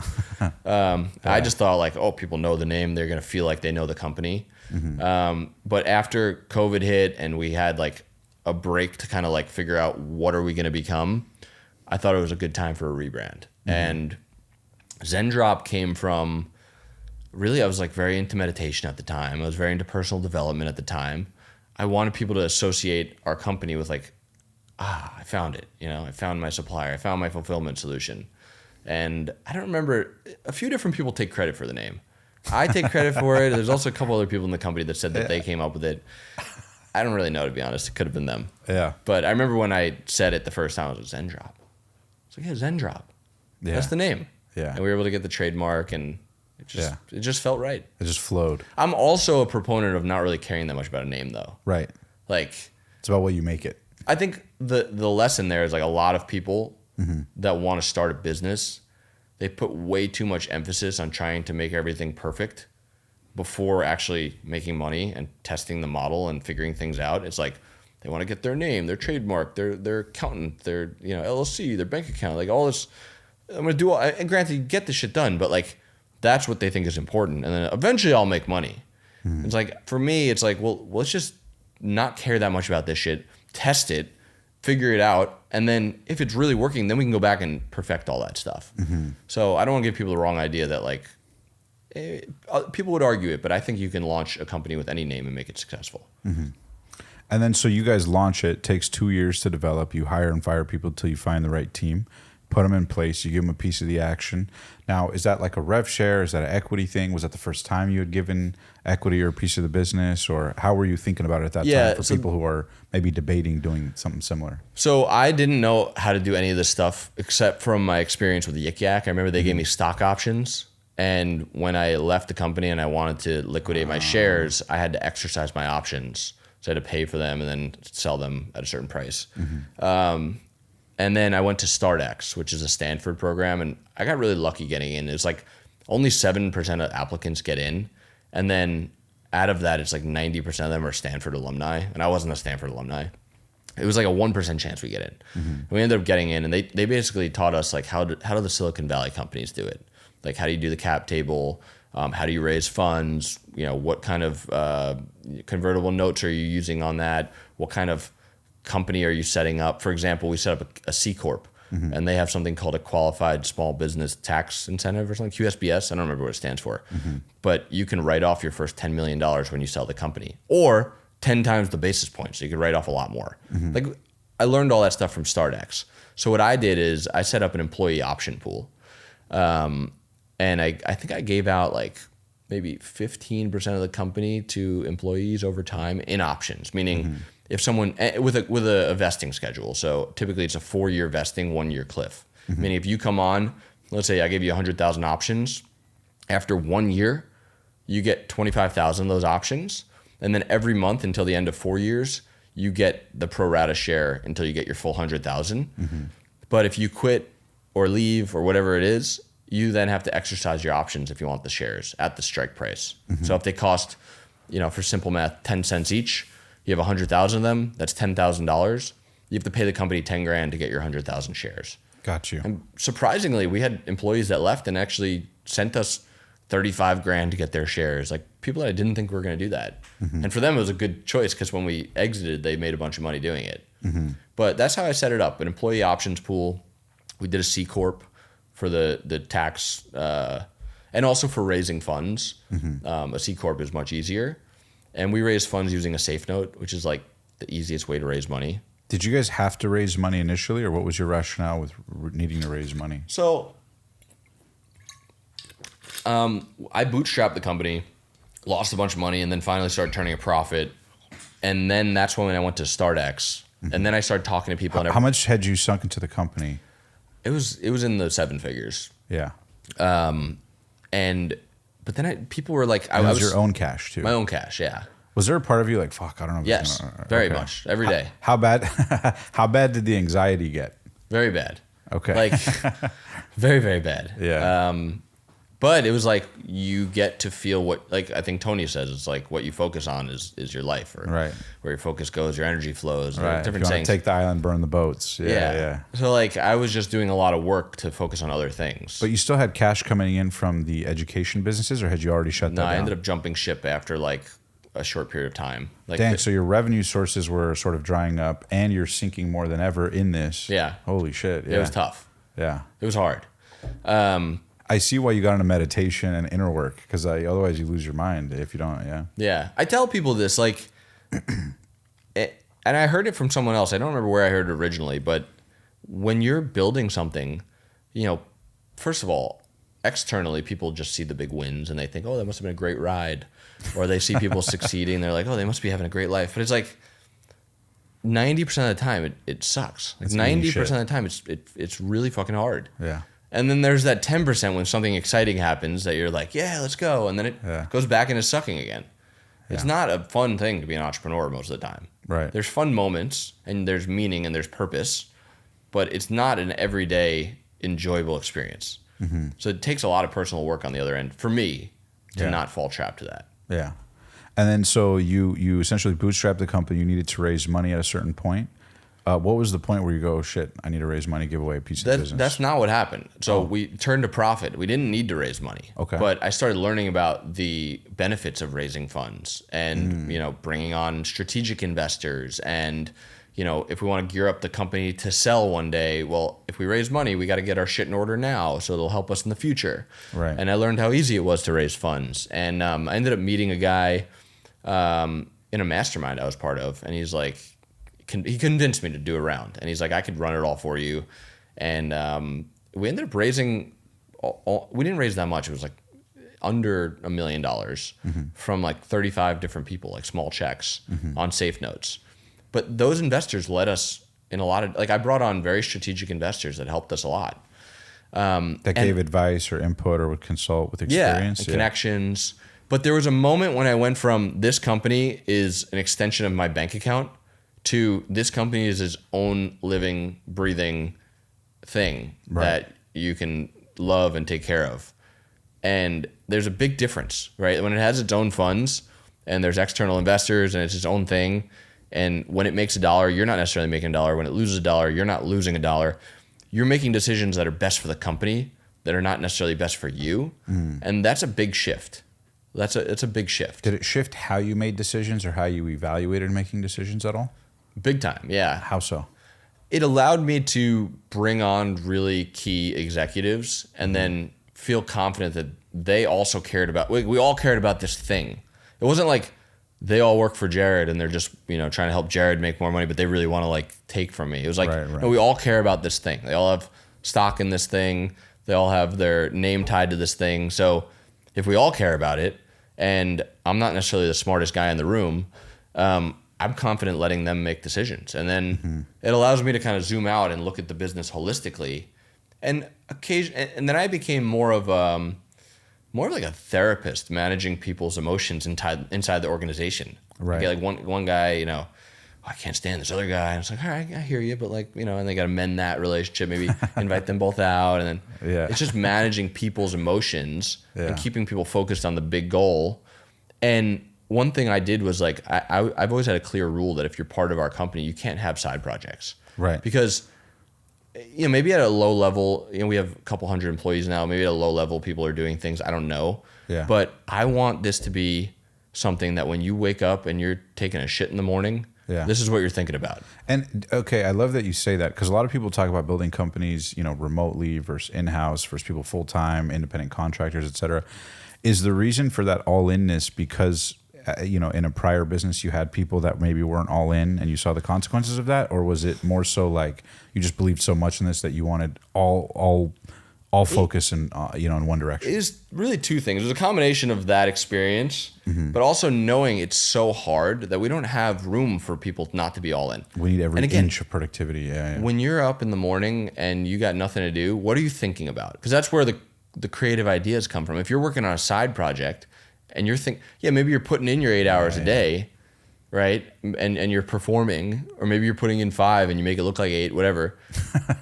I want you to wake up and think, when you're going to bed before you fall asleep, you're thinking about this. Right. When we need the core team to all be thinking about this. And that was a big shift that really made this thing into a bigger living, breathing machine. Do you think that had you not gotten into that, what is it called? Startup X? StartX. Do you think had you not gotten into that, it would have totally been a different kind of story in terms of how it was built? It's a good question. I don't know how things would have turned out. I think we would have figured it out one way or another, but maybe it took a different path, a different shape, a different form. I don't know. I don't tend to think about how things could have or would have, because I just know there's so many possibilities that it's I have no idea. And then when you guys would later, sell a piece of the company, at that point, now you had people who once believed in your vision, now it materialized. What did that feel like for you? That was a huge confidence booster. Yeah. That was... Because you guys sold a piece of the business, if you feel comfortable sharing, was it a piece of the business, what that experience was like? Yeah, so I can't share the details on the numbers because it's still private, and then it'll come out publicly eventually. But what ended up happening was probably about 3 to 4 years into the business, Zendrop had become a very well-known brand. Millions of people had signed up for it. And I started hearing about these roll-up companies and these aggregators. And I remember the big one was Thrasio. They were rolling up Amazon brands. And I remember hearing Thrasio just got a $5 billion valuation, buying these shitty Amazon brands. And I was like, what are they doing? And what they were doing is they were valued as a holding company on their revenue. So let's just say they were valued at 20 times revenue or something like that. Just use 10 times for numbers' sake. They were valued at 10 times revenue as a holding company. And then they would buy these Amazon brands for 2 times revenue. So what happens? They're just arbitraging the other valuation. Right. And then if you can let's just say you take a company that's doing $1 million and you buy it for 2. That $2 million to your revenue is now worth 20. So your valuation went up by 20. Now, if you can grow that $1 million in revenue to $2 million in revenue, that value went from 20 million to 40 million. Right. And I was like, whoa, that's really interesting. I was like, maybe we should do this in the software space because we have so many users. We can buy small applications. We could probably grow them with meaningful users because of the traffic we get, and take an app that's doing, less than $1 million a year and grow it 50% while arbitraging the value. So I got kind of I was like, this is interesting. And I started talking to some advisors and smarter people than me. And everyone was like, yeah, that's a great idea. And so I hired someone to come build a financial model. Let me make sure this is a great idea. Great idea. And then he wanted to join and help me do this roll up. So I brought him on, put a team together, and we started doing a software roll up. It was a separate company. So we had Zendrop, and they were this roll up company. And the plan was to go, we basically went out and got 6 other companies to agree to let us buy them. And those companies were parallel products to Zendrop, or were they companies within Zendrop? All Shopify apps. So just Shopify apps. Yeah, all Shopify apps. Got you. And we literally went out and said, hey, we want to buy your company. And what are the categories of those companies? It's just different apps. I mean, there's you could think of a reviews app or a size chart app or, an upsell app. I don't remember what all 6 of them were because it was a few years ago. But we got all the way to, we had a signed LOI with exclusivity on 6 companies. And so then we hired investment bankers to take this portfolio along with Zendrop and shop the whole thing to a private equity sponsor. And we found a private equity sponsor. They loved it. We got a term sheet. We went out to a celebratory dinner. We were about to close the deal. I was going to make a bunch of money. And they ended up pulling out of the deal because Shopify in the public markets was down 80% from the time we started this thing to the time they pulled out. It was like during one of the market crashes a few years ago. And so it was very disappointing because I'd spent, a little over $500,000 on the M&A team, on the attorneys, on the investment bankers.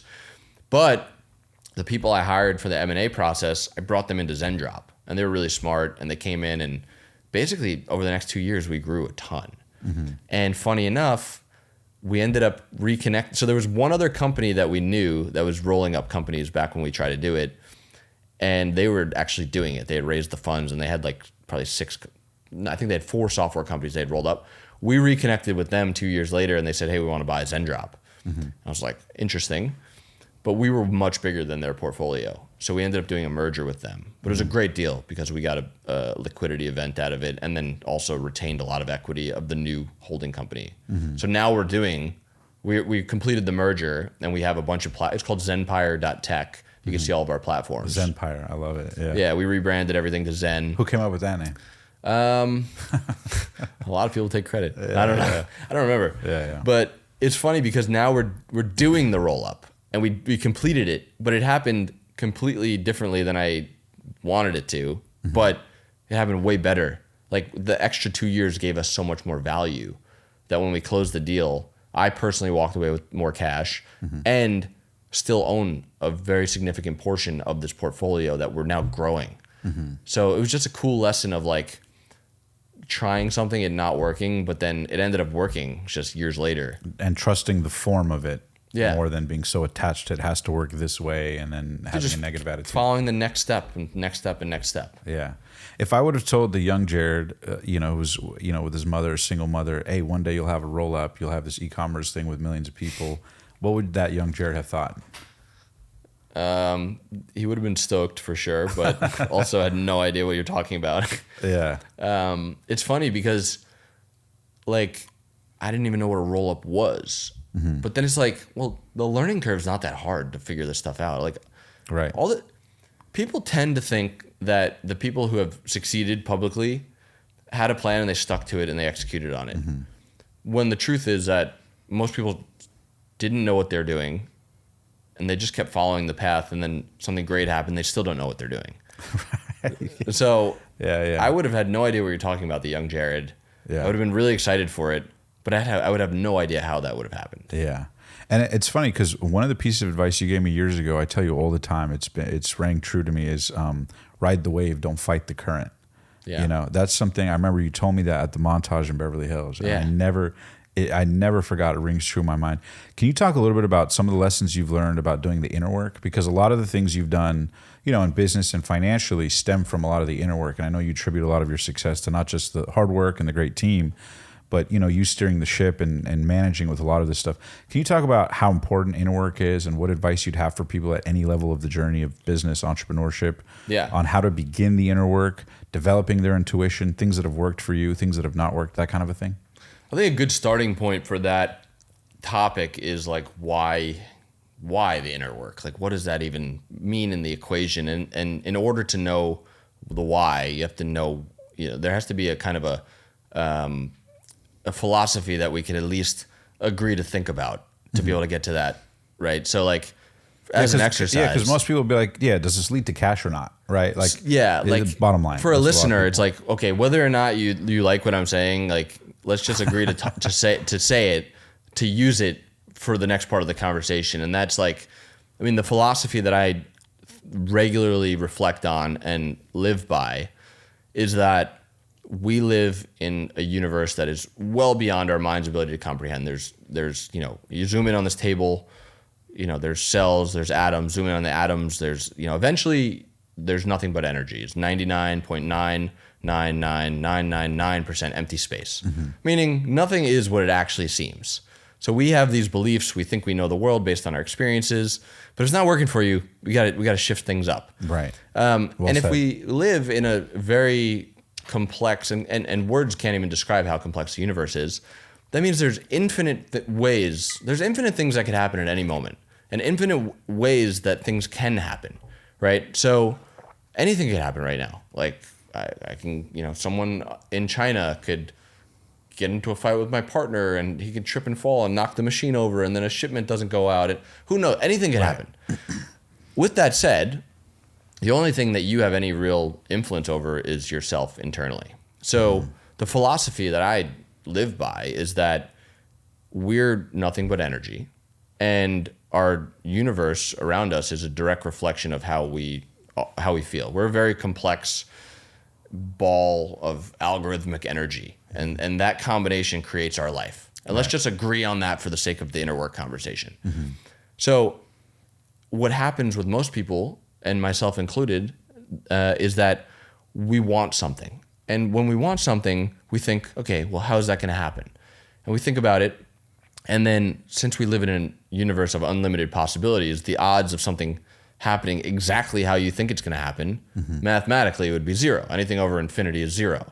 So if it's not going to happen how you think it's going to happen, but you're attached to every outcome along the way, what happens when you're attached to an outcome and it doesn't happen the way you want it to? You feel disappointment. You feel fear. Deflated. You feel deflated.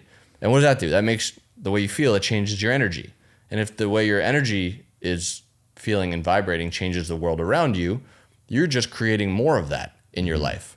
So being attached to the outcome is a formula for creating disappointment.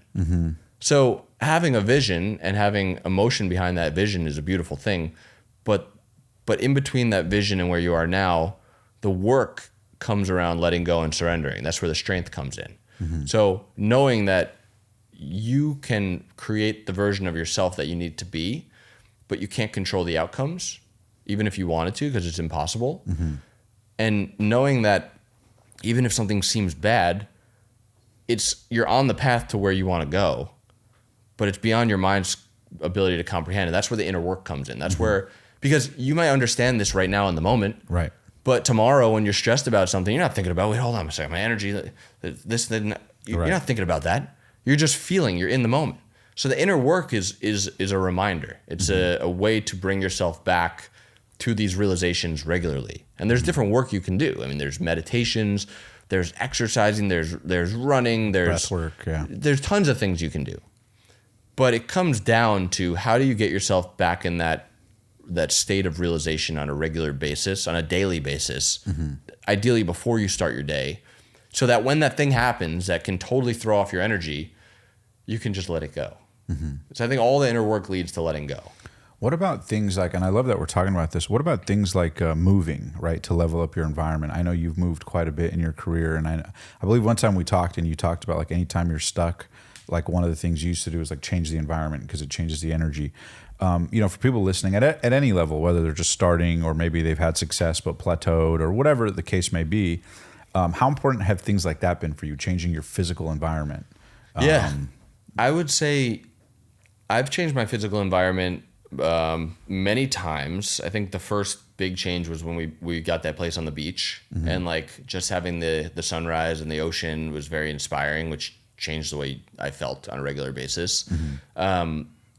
There's something to be said about going into an environment that's outside of what you believe is that you deserve yet. So like stretching yourself a little bit. I think Tony talks about, he moved into that castle. Del Mar Castle, yeah. And then figured out how to keep it, because once you get something, you can't go back. Yeah, I remember I was talking to somebody from his team, and they said that at one point, I forget how much the mortgage was or whatever, but it was when he first started doing seminars, but it was just barely when he was just starting. And he literally would have times where he lived in the Del Mar Castle, but literally couldn't afford to like grab dinner for the team. Yeah. Because he was barely trying to make the mortgage. But the impression wasn't so much about impressing other people to sell the seminars. It was about getting his beliefs that like, I live in the Del Mar Castle, I'm worthy of living in the Del Mar Castle. Yeah. And then the pressure of having to forces you to figure out the revenue, because you have to, not want to or would like to, but it's like, fuck, I have to survive, and it's every month. Well, so that becomes the new standard. There's that side of it where it's like, okay, I have to keep this, which doesn't allow you to be lazy and not do things. Right. But there's also like, when you're going somewhere for, let's just say, an important business meeting, and you can either go like save some money and stay here, or you can go spend a lot more and stay there, or like, if you're able to afford to fly private, but you're like, do I really want to spend 40 grand? just the way, if that meeting is worth a lot or could lead to something worth a lot more, and you take a private plane and you're staying at the Four Seasons, it's an easier environment to feel great. You could still feel great, taking Spirit Airlines and staying at, whatever. You pick Spirit of all the airlines. But yeah, I get you. You could. Yeah. But it's harder. And, it also, it depends where you are in life. Like if that meeting is something that can have as your business levels up and your finances level up, everything you do is worth a lot more. The opportunity cost of everything is worth a lot more. So you can justify spending more on the premise that you'll feel better because it's easier to feel better, leading you to a better outcome from that interaction. So there's value to that. Most people think of from a conservative standpoint, lack. They want to save money, they want to be careful, but I don't know. I just have always thought of it differently. But what about moving from a reinvention standpoint? Like not necessarily from just like a up leveling per se. Because at a certain level, there's only so many levels of like luxury or so many levels of X, Y, Z. Yeah, I think my stance on moving from a reinvention standpoint has shifted. Where my younger self would have said it's important to keep changing your environment to grow, whereas my older self would say that the strength comes in building yourself in any environment. So right. Having a nicer place, sure, but like having to go move to Bali and then, to other countries and explore, you're searching for something. Right. You're searching for something that you're not going to find in those experiences. You'll find distractions that pull you away from your reality of what you really are, but you're searching for something in all those changes where if you can find it in your current environment, that's where I think real strength comes from. Yeah. Everywhere you go, there you are. Yeah. Yeah.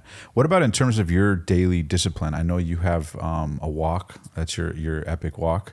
We'll talk about that. But what are some things you do on a daily? I know you do breath work. You talk about meditation.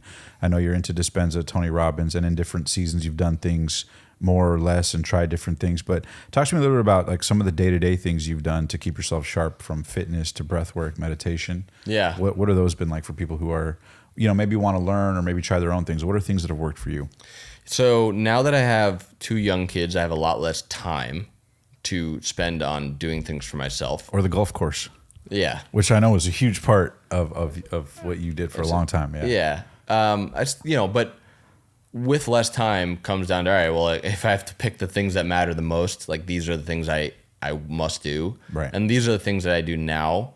I do my perfect walk, which is like basically my way of realigning. It's my inner work. It's the way to remember the things that we're talking about now on a daily basis. And it's a 20, 25 minute, sometimes 30 minutes. Sometimes I'll go run a mile and then do it with high energy. It's a walk that goes along with different music. It's 5 different steps. First part is feeling grateful, opening your heart, thinking about the people you love, just thinking about how grateful you are for your kids, your family, your business partners, or the fact that you woke up in the morning, whatever it is. Which then goes into part 2, which is feeling your power and your strength. The music changes to something strong, and you walk like you're 10 feet tall, and you could just swat away problems like flies, and you're really embodying these feelings. And the third part is just a moment of letting go and being present. Which, as you go deeper and deeper, letting go, it brings you into the fourth part, which is feeling connected with a higher power. Whatever your beliefs are, I try to feel connected with God, and I feel like I'm being guided. And then the last part's a celebration. So the music changes again, and you basically celebrate that you got out in the morning. You're feeling really good at this point. And if there's something that you want to accomplish, you're just walking as if it already happened, and you're embodying it, and you're imagining, high-fiving the person that you're working with or whatever it is, and you're celebrating the win. And for me, that walk brings me in the present moment. It activates all the energy I want for the day. And when I'm done with it, I say, all right, I did that work. I can let go now. I'm going to go into my day. I don't know how things are going to happen. I'm going to show up, but it's an embodiment of those realizations in the morning to get realigned, I guess you could say. It's like a proactive anchor. Yeah. So you're not just waking up and reacting to the day. And it's funny because yourself. Yeah. And every day my mind tells me, you don't need to go do the walk. You already did the walk. You know what's going to come out of it. And then every day I do it, I'm like, that's why I did it. Yes. The mind gets really good at telling you don't need to do the things that you should do. Yes. And then the second thing that I'd say is a non-negotiable for me to be in my best state and show up as the best version of myself is like a daily recap at the end of the day. So I'll sit down with a notebook. I'll literally write out everything I did in the day from memory. And then I'll look at my calendar. I'll see if I forgot anything. And all my positive behaviors, like if I did the perfect walk, if I worked out, if I ate something right, if I chose the salad over the cake, whatever it is, I'll mark it in green. And if I did something impulsive or destructive, I'll mark it in red, and I'll rate my day. Do you have a journal or a specific format you use? Yeah, I used to use a notebook with one of those 4-colored pens. Right. But now I use one of these Remarkable Pro tablets, right, which has like different colored pens. And in doing that too, it reminds me of things that I need to do. So I'll keep a list next to it of like the things I got to do the next day. And then when I'm done with that, I just write out my day for the next day. So what am I doing in the morning? Because when you're in that state and you're clear and you know what you need to do, if you plan it, the next day when your mind is like, scroll my phone a little longer, whatever. Right. So no, this is what I'm doing. Like just, you don't have to think about it. What shoes am I going to wear? Where am I going? It's and like the compounded effect of that over time is, it's tremendous because it's like almost like the antithesis of anxiety. You know, anxiety is like when you have so many decisions to make and you just freeze and proxiety. Yeah, proxiety. So those are like the two things that with limited time as a father and business owner that I always do. And then I'm also doing, the sauna cold plunge regularly. I do breath work every morning too, I forgot to mention. What's your ritual with that? I do the Wim Hof style, just 30 in and out and hold on the out breath for 3 sets. I feel like I just oxygenate my body. I just feel present. It's a bit of a meditation for me. What does it give you? I mean, you feel really good during it. I feel like I'm just like waking up my cells. You like get high, yeah. It's like a high, yeah. It's like a tingly, like I don't know what's actually happening physically, but it is a time that I'm, in solitude with myself versus like scrolling on my phone. It's like it's always a good thing. And then I have a whole bunch of other things that I've done over the years. I'm currently doing like lemon water when I first get up, celery juice. And then this detox smoothie. I've been doing that for like the last week and a half. And I feel amazing, actually. It's like clearing me out. It's like and no coffee until like a few hours after I woke up. That's been the thing I've been doing recently too. But there's so many things you can do. It's like, I know you do something called Claravita, right? Yeah, it's a plant medicine experience that I've done a bunch of times now. And it's been very, it's not like plant medicine like ayahuasca or like, psilocybin. It's not like a psychedelic experience, but it's a very enlightening experience that kind of, it's a very refreshing, when you feel stressed, overwhelmed, it feels like you just took a nap for like 1,000 hours and you just like woke up refreshed. Yeah. I do that. What about I'm curious, before we wrap up here, just want to ask 1 or 2 more questions, because I know a lot of entrepreneurs, one of the things we get in DMs and messages about is what to do when people are stuck, right? Because a lot of people in various levels feel like they plateau or they get uncertain. One of the things, being your friend, I noticed is that you're pretty good at like self-generating momentum or creating momentum, getting the right people in the mix. Do you find yourself still getting stuck on certain things or getting stuck less often? And so some of these habits kind of help you proactively with that. What's your rule of thumb anytime you're stuck? Do you have any frameworks around that? Because I feel like a lot of people have ideas on how to do stuff, but they where they really get stuck is when they get stuck, if that makes sense. Yeah. I realized something not that long ago, maybe like a year and a half or so ago, like that I found myself waiting a lot. Like to make decisions or no, like waiting for something to happen. Like when we were doing the merger, for example, like, all right, that's going to be in like 4 months. So I'm just going to, I'm just waiting until then. And like, I would have nothing, like it would just hold me back. I'd feel stuck. And I realized that like, I don't like waiting. Like I don't like waiting in line. I don't like waiting on hold, but I was like perpetually waiting every day. And like, as you build more things and there's more things that are going to happen, there's more things you can wait for. Right. And so when I find myself feeling like I'm waiting, that's when I feel like I'm stuck. So, yeah. So, Well said. So it's like, I realize that I feel like I'm waiting and then I'm like, okay, That's why I feel that way. And then I just start taking action on certain things. But being organized is the way to not get stuck, because I think you get stuck when you have decision paralysis. What should I do? There's a lot of things I could do. And if there's nothing urgent to do right now, but there's a lot of important things that you could do, you can also not do those and nothing really changes in your life. But if you pick some of those important things and start doing them, you build momentum, which leads to, okay, I'm going to work on this thing that's important but not urgent. Once I start working on it, it might bring some more reactive thing into my life. And now I have momentum again. So it's like, I think recognizing that there are urgent but not important things in life, and there's also very important but not urgent things in life, and those things tend to be left on the sidelines because it's like, yeah, I'll do it eventually. I'll procrastinate on those things, especially when you have a lot of urgent things, whether you have a certain job or whatever it is. But taking action on those non-urgent, very important things builds momentum and gets you unstuck. Yeah. And then a big part of it is having the right team and people as well to fuel that. The last question I have for you about that is, when it comes to hiring and firing, at this point, you've hired hundreds of people, I'm sure multiple hundreds of people, but you've also fired, right? So you know the difference between A players, non-A players. What's the best advice you'd give to entrepreneurs out there building a 9-figure company on hiring, firing, and really getting and retaining A players? So it's undebatably important to have A players in your organization if you want it to become something significant. And like I said earlier, A players can do a lot of different things. So you have to be an extremely effective communicator of your vision and a great deal maker to bring those people on. Also know that when you bring on A players, they typically have other people in their network that they'll bring in, whether there was other people that they worked with, or other people that they know, or maybe it's a legal firm they worked with, or an accounting firm that's been great for them, or an agency that they've had a relationship with. So A players bring other A players. And it's funny you say that, because that happens with B players and C players, because you can hire one person who's good and then get yourself in a tangly mess and be like, how the hell did this happen? But it's because he was good, not great. Yeah. Yeah. And I would say it's very hard to know if someone is going to be an A player, and it takes oftentimes a long time for people to show their true colors. And also, if you're not showing up as the best version of yourself, you're getting a reflection of yourself in the people that you're around. So sometimes you might confuse someone else being, a B or C player because you're not showing up as the best version of yourself.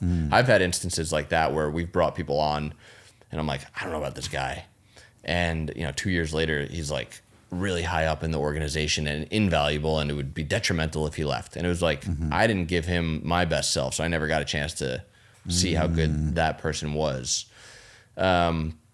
So, yeah, I think like it is undeniably important to bring on A players, and then really looking at your business as its own living, being that you want to bring great people in to care for.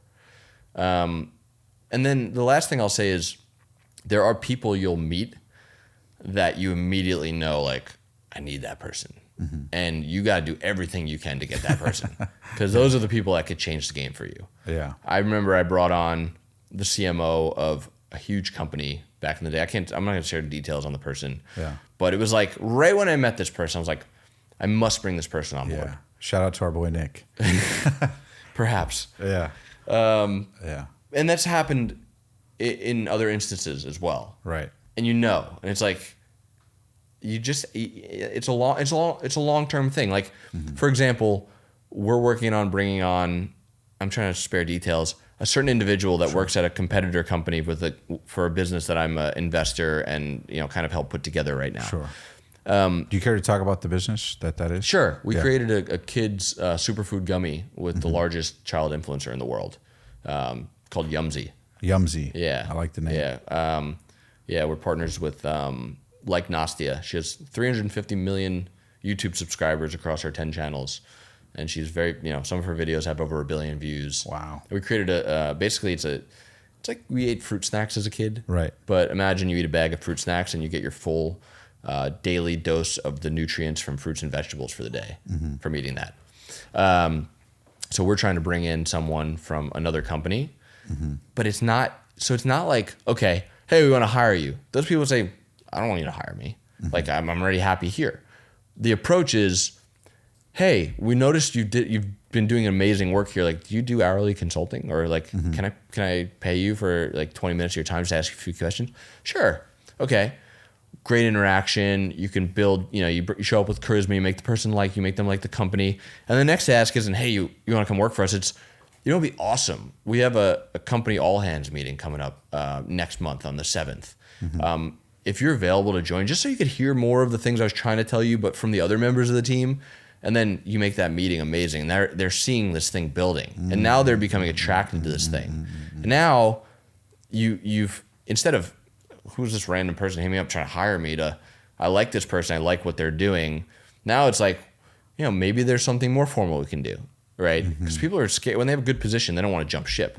So it's a long-term thing. It might take a few months to bring someone on. So I would say that's a really key piece of advice for someone trying to bring in an amazing team member that might be part of another organization. Yeah, it's funny you say that. To your point, is like, that's one thing I've always been really good at, is like the who's. Because even with us, when we were trying to book big names, I remember I was getting so capped out doing it because I'm really good at it, but it's like, it's not the highest leverage thing I could be doing. So I was like trying to hire people and train people. And then I realized that, kind of like life, right? Business kind of like chess, right? You could win in 40 moves or 4 moves. And so I literally just sat down. I was like, okay, if life was perfect, who would I have? And I was like, oh, I'd have Joe Rogan's booker. So I went online, found out, but I'm not going to hire him away from Joe. Right. But like, could I pay him a couple $100 for an hour? Oh shit, he's down. Yeah. Oh shit. And then it's like little moves like that, and that give you this disproportionate opportunity. And I've done that a ton of times with Diary of a CEO, or like just different people. I'd find key people who are doing what they're doing. And then you also want to be respectful, and you don't want to poach people, but it's like, hey, if they'd be open to a conversation to like, hey, can I pay you for your time to help someone for a couple hours on our team? You connect them. And now there's all these advantages, but like, if you're just thinking linearly of like, hey, how do I hire that? Or how do I hire this? You don't see the opportunity. So it's like getting what you can and then building the momentum from there, being like flexible. Give them a little taste of what's going on over here. Right. Without feeling intrusive. Right. And it's not to be manipulative. It's like, a lot of people aren't necessarily happy in their position, and they're open to other opportunities, but they're not open to you just coming out of left field. Like if you have a mutual friend that tells them about how amazing what you're doing is, they might be much more receptive. But you're coming out of left field. Yeah, it's got to be done in a tasteful way. Yeah, you hang out for a round of golf, grab a coffee, not just like, hey, let's date and get married. Right. Exactly. Yeah, that makes sense. All right, Jared. Well, I know we're wrapping up here on time. Last question I have for you is, being on this side of the fence, you've obviously had a lot of success, but you have a lot of huge ambitions for projects. I know you're talking about the gummy project that you have for kids, and I know you always have some up your sleeve you're working on. What advice would you have for entrepreneurs who want to get to the next level that maybe is something that you haven't shared before, or maybe something that has kind of been advantageous to you in both your lowest of lows, but also your highest of highs to remember, that you would impart on the next generation of entrepreneurs that are ambitious to make their dreams a reality? Loaded question, I know. Yeah. I would say there's always going to be a ton of shiny objects. There's always going to be tons of opportunities.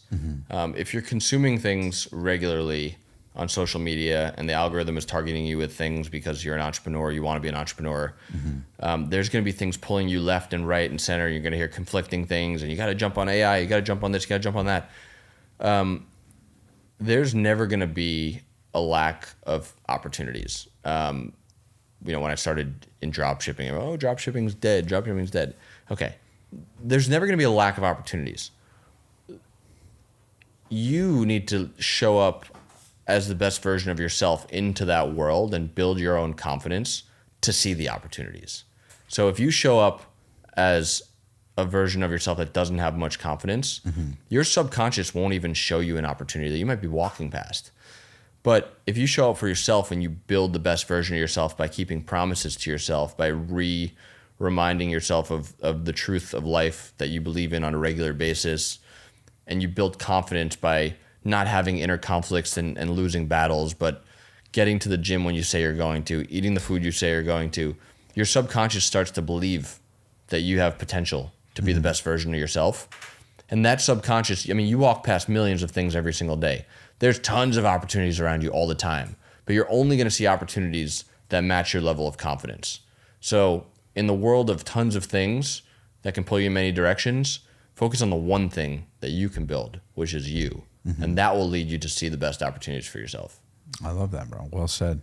And then before we wrap up, we always play the last game at the end. I don't know if you remember, but it's like a word relation game. It's called First Things First. Okay. So the way the game works is I'm going to rifle off a quick word or phrase, and then you just tell me the first word or phrase that comes to mind. Okay. Make sense? Yeah.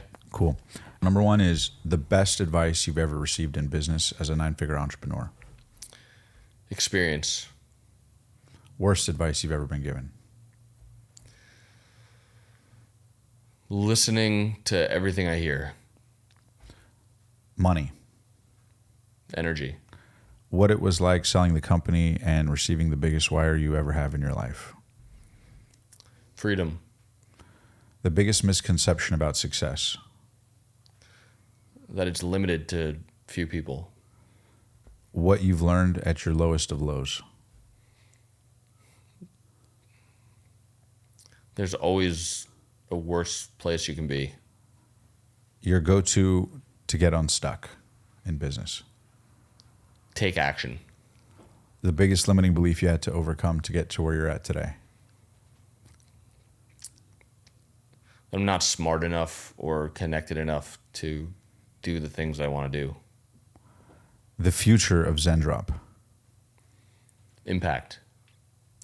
What to do when you're stuck on a decision. Yes. Pick one. Time. Limited. Your kids and wife. Everything.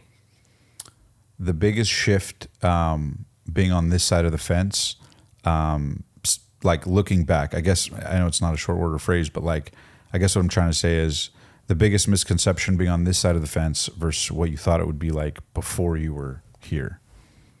I still don't know what I'm doing. The biggest common denominator of the most successful people you've met that most people would be surprised to realize. Balance. Fear. It's a virus. Ooh. And then the last one, when Jared Goetz is dead gone and nothing but a pile of dust, what do you hope your life and legacy was all about? I hope at least some people were able to find their own truth from the things I've done. My man. Any final words of wisdom to people out there to make their dreams a reality? I think really listen to more of the Passionate Few episodes. Shameless plug. Appreciate you, Jared. Where can people find you if they want to learn more and connect with you guys further? Yeah, Instagram at Jared Goetz. I have a podcast called the Jared Goetz Show, which you've been on, and your episode is out there. Which I love, by the way, dude. Your content is really, really good. It's not just the generic stuff that's out there, so much respect. Thank you. Yeah, absolutely. Awesome. Well, guys, make sure to check that out in the description down below. We'll put links to Zendrop as well as all of Jared's content down below. Till next time, live strong, live with passion, go make those dreams a reality. And most importantly, don't forget to live Zen. We'll see you guys in the next episode.